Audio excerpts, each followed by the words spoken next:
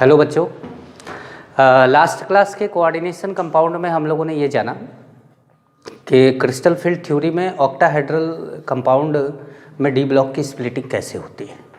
हमने दिखाया था आपको कि T2G 3 ऑर्बिटल T2G के थे जो नीचे थे, 2 ऑर्बिटल Eg के थे जो ऊपर थे, दोनों के बीच में जो गैप था वो डेल्टा O था और T2G में इलेक्ट्रॉन पहले भरा जाता था, Eg में बाद में भरा जाता था, क्योंकि T2G की एनर्जी क्या थी, कम थी और Eg की एनर्जी ज़्यादा थी। Aufbau principle, Hund's rule, Pauli exclusion principle, सारे रूल इसमें लगते थे। जो गैप था दोनों के बीच में, T2G और Eg के बीच में दो गैप था, वो डेल्टा O था, है ना भाई, वो डेल्टा O था। तो हमने ये देखा कि दोनों के बीच में जो गैप था वो डेल्टा O था और इसको हम Eg बोलते थे। इसमें 2 ऑर्बिटल थे, dx square y square and dz square. इसमें dxy, dyz एंड dxz था। यहाँ से यहाँ इलेक्ट्रॉन को जंप करने के लिए जितने एनर्जी की ज़रूरत थी उसको बोला जाता था डेल्टा O। O क्यों बोला जाता था? क्योंकि हमारा कॉम्प्लेक्स कैसा था, ऑक्टाहेड्रल। तो ऑक्टाहेड्रल कॉम्प्लेक्स की वजह से इसको डेल्टा O बोला जाता था। अब एक और टर्म आया था पिछली क्लास में जिसको बोला गया था एनर्जी ऑफ पेयरिंग। हमने कैपिटल P से इसको डिनोट किया था और बोला था वो एनर्जी ऑफ पेयरिंग है। एनर्जी ऑफ पेयरिंग के बारे में मैंने डेफिनेशन लिखवाई थी आपको और बोला था कि किसी भी ऑर्बिटल में जब आप पेयर करते हैं इलेक्ट्रॉन को, अनपेयर्ड इलेक्ट्रॉन भरे होते हैं, और जब आप पेयर करते हैं तो जितनी एनर्जी की रिक्वायरमेंट होती है उसको बोला जाता है एनर्जी ऑफ पेयरिंग। अब मान लीजिए आपने 1, 2, 3 इलेक्ट्रॉन भर दिया। अब चौथा इलेक्ट्रॉन या तो इसमें पेयर कर सकते हैं या तो ऊपर डाल सकते हैं। तो अगर आप पेयर करते हैं तो इस एनर्जी की ज़रूरत पड़ेगी और अगर आप ऊपर ले जाते हैं तो इस एनर्जी की ज़रूरत पड़ेगी। तो कुल मिलाजुलाकर आपका खर्चा जहाँ लगेगा कम, जहाँ खर्चा कम लगेगा वो वाला काम आप करेंगे। मतलब अगर आपको लगता है कि नीचे पेयर करना आसान है तो आप पेयर कर देंगे, और अगर आपको लगता है कि पेयर करना मुश्किल है लेकिन डेल्टा O एनर्जी कम ले रहा है तो आप ऊपर ले जाएंगे। लेकिन ये ऊपर कब ले जाएंगे? जब ये गैप क्या होगा, कम होगा। और ये गैप कब होगा? तो देखिए यहाँ पर बात हुई थी कि गैप कम कब होगा। गैप कम तब होगा जब आपके पास होगा वीक फील्ड लिगेंड, और गैप ज़्यादा कब होगा? जब आपके पास होगा स्ट्रॉन्ग फील्ड लिगेंड। मतलब आपके पास वीक फील्ड लिगेंड और स्ट्रॉन्ग फील्ड लिगेंड, दो तरह के लिगेंड की ज़रूरत पड़ेगी। तो अब हम पहले आपको ये बता देते हैं, दिखा देते हैं कि वीक फील्ड लिगेंड और स्ट्रॉन्ग फील्ड लिगेंड कौन कौन सा है।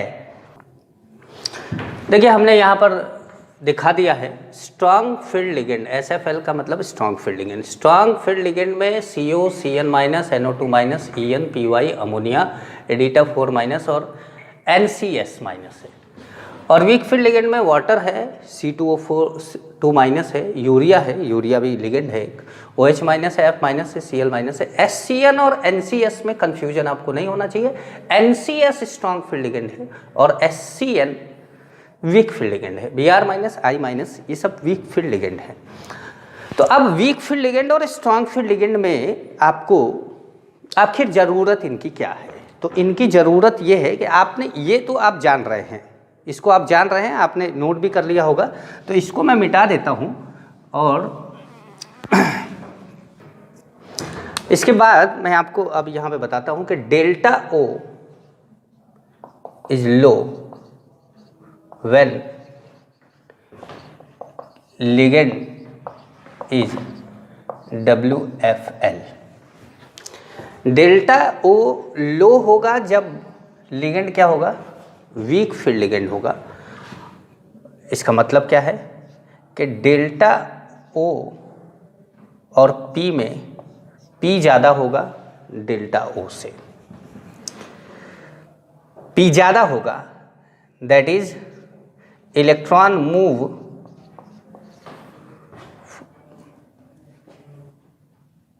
To Eg without pairing in T2G। Delta O अगर कम है डेल्टा ओ कम है, गैप कम है बच्चों। गैप कम है तो लिगेंड कैसा है? वीक फील्ड लिगेंड है। वीक फील्ड लिगेंड है तो इसका मतलब है कि डेल्टा ओ कम है, इसका मतलब है कि एनर्जी ऑफ पेयरिंग ज़्यादा है। एनर्जी ऑफ पेयरिंग ज़्यादा है तो पेयर करना मुश्किल है, और ऊपर ले जाना क्या है? आसान है, क्योंकि गैप कम है।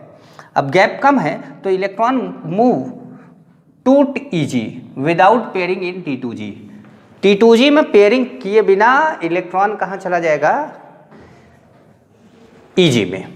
अच्छा, ये तो पहला केस हुआ। दूसरा केस है डेल्टा O इज हाई। कब होगा? When ligand is SFL।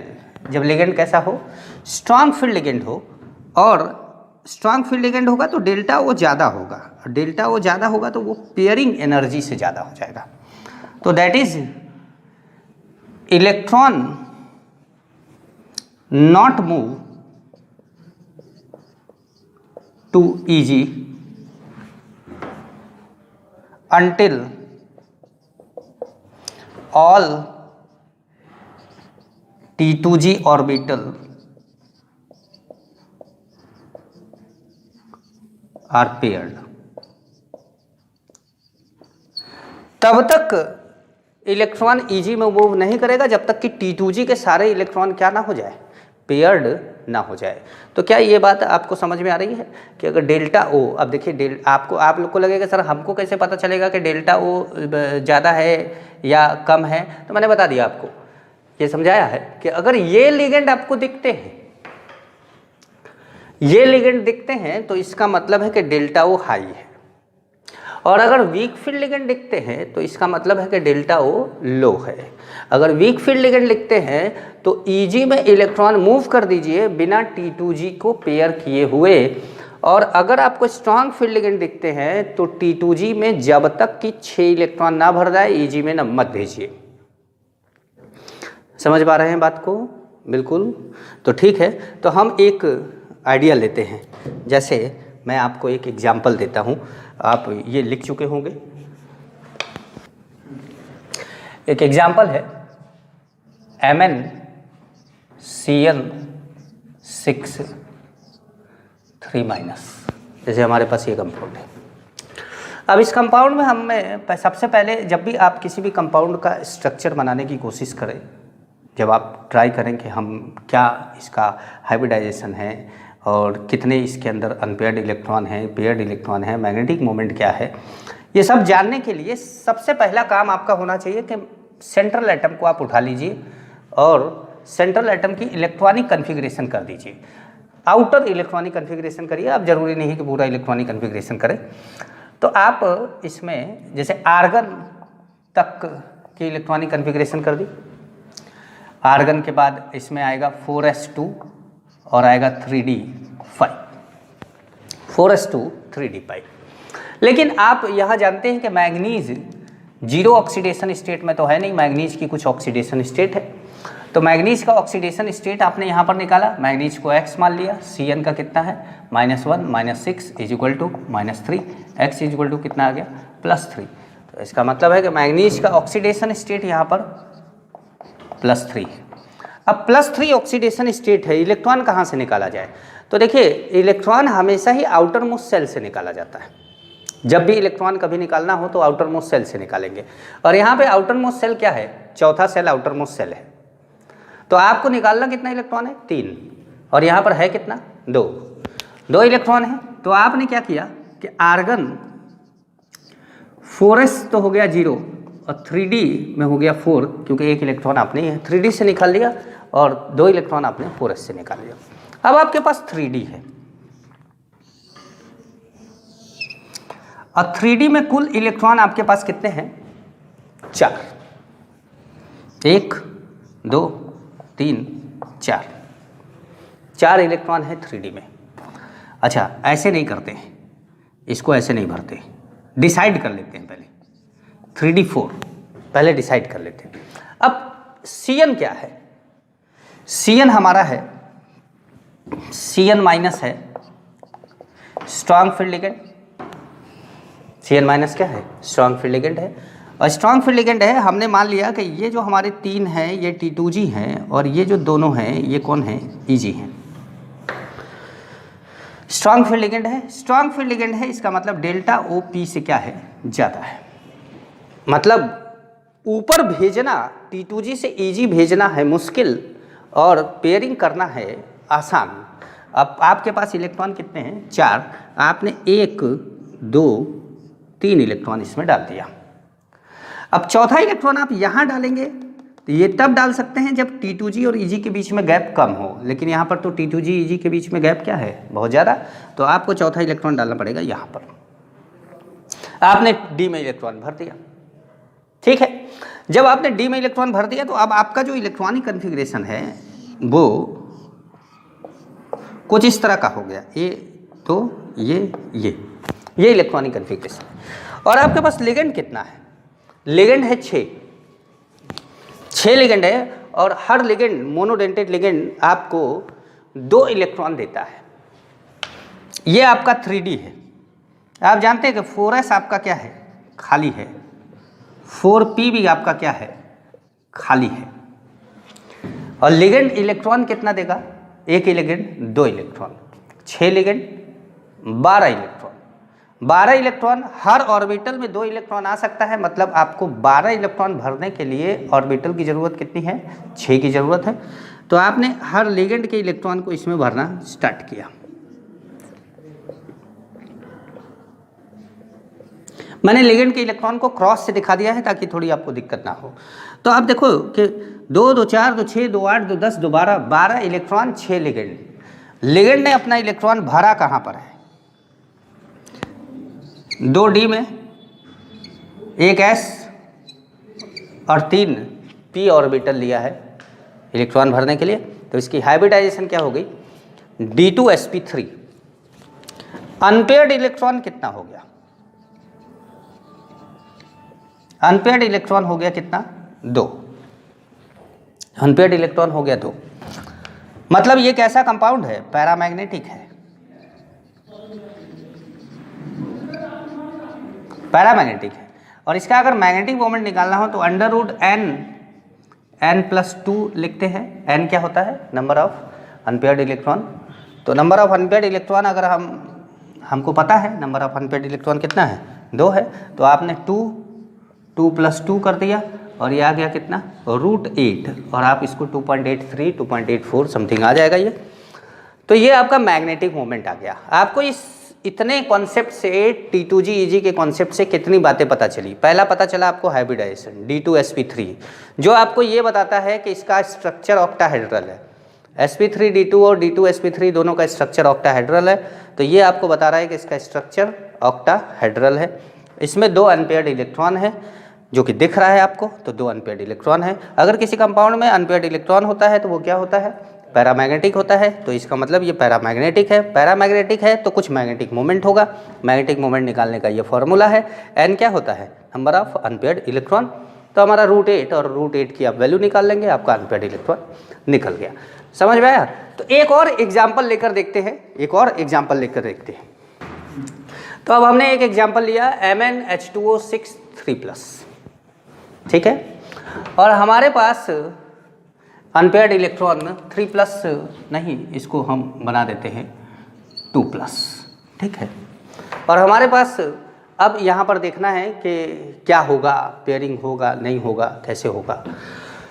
तो सबसे पहले हमने लिया Mn को। Mn के ऊपर कितना चार्ज है, क्योंकि वाटर के ऊपर तो कोई चार्ज होता नहीं है, तो Mn के ऊपर कितना है, +2 है। और हमने इसकी इलेक्ट्रॉनिक कन्फिग्रेशन कर दी 4s0 3d5, ठीक है। 3d5 हमने ले लिया। अच्छा, H2O क्या है, H2O क्या है, वीक फील्ड लिगेंड है। और अगर ये वीक फील्ड लिगेंड है तो P ज़्यादा है किससे, डेल्टा O से। P ज़्यादा है किससे, डेल्टा O से। P ज़्यादा है डेल्टा O से, इसका मतलब है इलेक्ट्रॉन को T2G EG में ले जाना, T2G से EG के बीच का गैप कम है, T2G से EG में ले जाना आसान है, पेयरिंग करना मुश्किल है। तो पेयरिंग करना मुश्किल है, तो अब जो आप इलेक्ट्रॉन लेते हैं 5D ऑर्बिटल, 3D, 1 2 3 पेयरिंग, ये हो गया आपका क्या T2G। और पेयरिंग करना मुश्किल है तो इसलिए आपने इलेक्ट्रॉन इसी में डाल दिया, ये हो गया आपका क्या Eg। पेयरिंग हुआ नहीं, जब पेयरिंग हुआ नहीं तो अनपेयर्ड आपको कितने मिल गए 5, और आपके पास लिगेंड कितने हैं 6, और हर लिगेंड कितना इलेक्ट्रॉन देता है 2, तो आपको टोटल कितने इलेक्ट्रॉन मिलेंगे 12, और 12 इलेक्ट्रॉनों को भरने के लिए आपको कितने ऑर्बिटल की जरूरत है 6। हर ऑर्बिटल में मैक्सिमम कितने इलेक्ट्रॉन हो सकते हैं 2। तो हमारा जो 6 ऑर्बिटल है वो आएगा कैसे 4s 3p नहीं सॉरी 4p, और यहाँ हमने लिख दिया 4d। क्या यहाँ तक का दिख रहा है? तो 4d। अब हमारे पास इलेक्ट्रॉन कितने आ रहे हैं 12, हमने लिया 12 इलेक्ट्रॉन, 2 2 4 2 6 2 8 2 10 और 2 12 इलेक्ट्रॉन भरने के बाद हमने ये देखा कि हमने कौन कौन से ऑर्बिटल लिए हैं। तो हमने ऑर्बिटल लिए, एक s 3p 2d, तो s p 3d 2, हाइब्रिडाइजेशन हो गया। और हाइब्रिडाइजेशन होते ही ये हाइब्रिडाइजेशन sp3d2 हो चाहे d2sp3 हो, दोनों का स्ट्रक्चर कैसा होता है ऑक्टाहेड्रल, दोनों का स्ट्रक्चर है ऑक्टाहेड्रल। अब ऑक्टाहेड्रल तो हमें पता चल गया। अनपेयर्ड इलेक्ट्रॉन कितने हैं? अनपेयर्ड इलेक्ट्रॉन कितने हैं 5। क्या ये कंपाउंड डायमैग्नेटिक है कि पैरामैग्नेटिक है? तो पैरामैग्नेटिक है, क्योंकि इसके अंदर क्या है अनपेयर्ड इलेक्ट्रॉन है। और अगर इसका मैग्नेटिक मोमेंट निकालना हो तो √5 + 2 दैट इज √35, √35 आ जाएगा मैग्नेटिक मोमेंट। तो आपने एक ही बार में काफ़ी चीज़ें निकाली। आपने निकाला अनपेयर्ड इलेक्ट्रॉन कितना है, मैग्नेटिक मोमेंट कितना है, स्ट्रक्चर क्या है, हाइब्रिडाइजेशन क्या है, ये सारी चीज़ें एक साथ बता सकते हैं। बस आपको ये आइडिया होना चाहिए कि ये हमारा लिगेंड कैसा है, वीक फील्ड है या स्ट्रॉन्ग फील्ड है। तो जो मैंने ऑर्डर बताया है बच्चों, उस ऑर्डर को आप याद कर लेंगे। जब आप याद करेंगे तो बड़े आसानी से आप इसको कर सकते हैं। तो ये था हमारा ऑक्टाहेड्रल कॉम्प्लेक्स में क्रिस्टल फील्ड स्प्लिटिंग। अब अगली क्लास में हम बात करेंगे स्क्वायर। ऑक्टाहेड्रल का ही स्पेशल केस है स्क्वायर प्लेनर, ऑक्टाहेड्रल का ही स्पेशल केस है स्क्वायर प्लेनर। तो स्क्वायर प्लेनर पढ़ने के बाद हम टेट्राहेड्रल पर आएंगे। तो स्क्वायर प्लेनर कॉम्प्लेक्स पर हम बात करेंगे, उस पर उसके स्ट्रक्चर को समझाएंगे आपको कि कब स्क्वायर प्लेनर होगा, कब स्क्वायर प्लेनर नहीं होगा, और अगर स्क्वायर प्लेनर होगा तो किस किस ऑर्बिटल में इलेक्ट्रॉन रहेगा, किस ऑर्बिटल में इलेक्ट्रॉन नहीं रहेगा। यहाँ तक का आपको वीडियो समझ में आ ही जाएगा। एक बार आप ट्राई करिएगा इसको, आपके पास जितने भी कंपाउंड है उनके साथ प्रैक्टिस करिएगा। मेरे ख्याल से ऑक्टाहेड्रल के जितने भी 6 लिगेंड वाले जितने भी कंपाउंड होंगे सब आपको आ जाएंगे, क्योंकि हम 6 लिगेंड इसलिए बोला गया क्योंकि ऑक्टाहेड्रल कॉम्प्लेक्स है। तो जाहिर सी बात है कि ऑक्टाहेड्रल हमने हेडिंग ही डाल रखी है, तो ऑक्टाहेड्रल स्ट्रक्चर लिखने की तो ज़रूरत भी नहीं थी, क्योंकि ऑक्टाहेड्रल तो हम पढ़ ही रहे हैं। ठीक है बच्चों, और आप वीडियो को सब्सक्राइब करिए, लाइक करिए, शेयर करिए। और मेरे ये सेकंड वीडियो आने में थोड़ा टाइम लगा, मेरी तबीयत थोड़ी ख़राब थी, इसलिए मैं वीडियो नहीं डाल पा रहा था, लेकिन अगला वीडियो मैं जल्दी ही डालूँगा। 2-3 दिन के अंदर ही, जैसे ही आप लोग इसको पढ़ के प्रिपेयर करते हैं वैसे ही मैं अगला वीडियो डालूँगा। एक बच्ची ने मैसेज किया था कि सर आपका वीडियो समझ में नहीं आया, पहला वीडियो समझ में नहीं आया, तो दूसरा वीडियो जब आप देखेंगे बेटा तो आपको ज़रूर समझ में आएगा, क्योंकि पहले वीडियो में सारी चीज़ें नहीं थी। आज की वीडियो में दोनों वीडियो को जब आप एक साथ देखेंगे तो आपको ज़्यादा अच्छा समझ में आएगा। Thank you.